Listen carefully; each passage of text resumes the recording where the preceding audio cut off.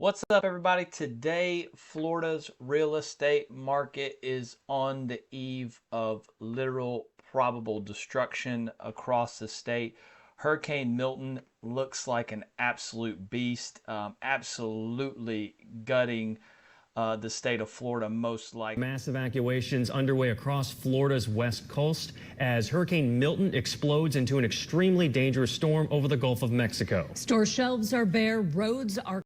I am just sick for the people in Central Florida and the Tampa area, all the way from Fort Myers, wherever this thing ends up hitting.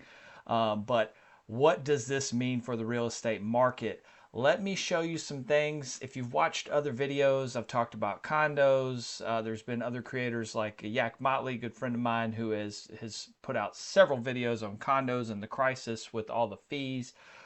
This is going to displace a large number of Florida residents, as well as many who will not be able to move back or build back. So let's talk about it, and let me show you some things that I'm trying. Miami, and you're talking close to $500 a month as well. So for some of these folks, you're talking one out of every $4 that you pay in a month on principal, interest, taxes, and insurance is just going to that monthly property insurance payment.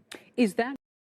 All right, so the first part of this is got to be the insurance aspect. Now, the average cost of a policy in the state of Florida is $8,700.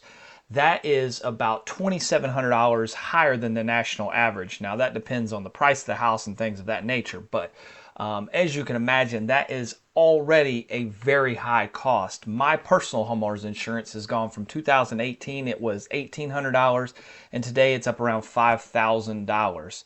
Now that alone raises your mortgage probably $300 a month.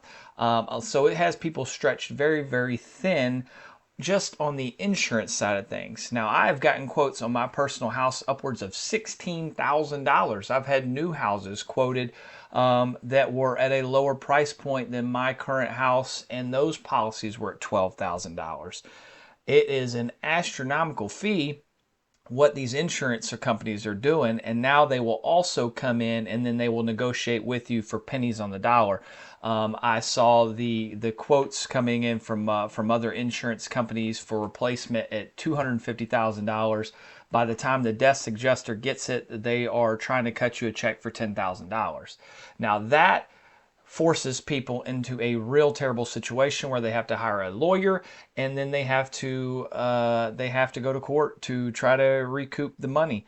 That is what we are on the brink of watching happen when this hurricane hits. FEMA, as we know, 150,000 people have already filed for FEMA assistance from Hurricane Helene, and now we're going to have a large number of claims coming in for Hurricane Milton. Or what we think we will have coming in from Hurricane Milton. There are, on the condo side of things, there's 1.5 million condos in the state of Florida. Now, as you know, as I've talked about in other videos, other creators have talked about it, it's been on the news, there is a lot of assessments coming down through these condos because of the new testing that they have to do for structural, for engineering and things of that purpose that were ordered back in, I believe, 2020, 2022. And then, so there are already large assessments coming down, and people can already barely afford to live in these condos.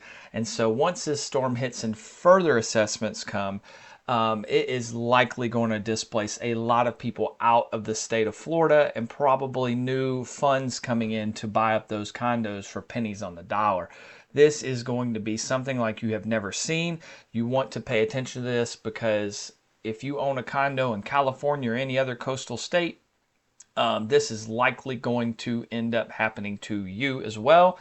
And this is going to be a huge grab for condos and other properties for pennies on the dollar, as people cannot afford to build back and there are no funds available to help them from a federal level.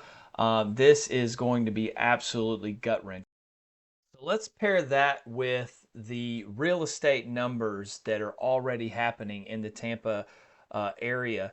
According to Redfin, listings are up 60%, but the overall buyer market is down about 10% in activity and closings.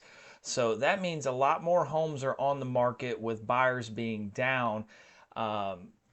let's see what kind of damage happens here, because just even across the entire state of Florida, this is going to tremendously affect that area and for years to come. If you've ever been a part of one of these storms and um, you've lived in without power for a week, or you've seen the absolute devastation, it takes years to recover from a storm like this. This not only puts a lot of pressure on an already high pressure situation with the condos and homeowners in the state of Florida with insurance costs. This is going to be absolutely devastating. You can mark my words, this will be the straw that breaks the camel's back with the insurance crisis in the state of Florida, the condo market in the state of Florida, as well as displacing a large number of Florida residents who can no longer afford to live in the state.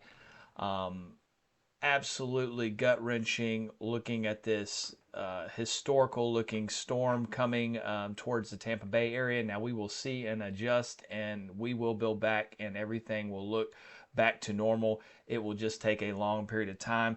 But as far as the insurance market and the condo market, I don't think that they'll ever look the same. So follow along and let's see what happens here. But I can guarantee you one thing, it will not look the same as it does today, tomorrow. Y'all have a great day. As always, like and subscribe, and thank you for following along, and shoot me any comments you have.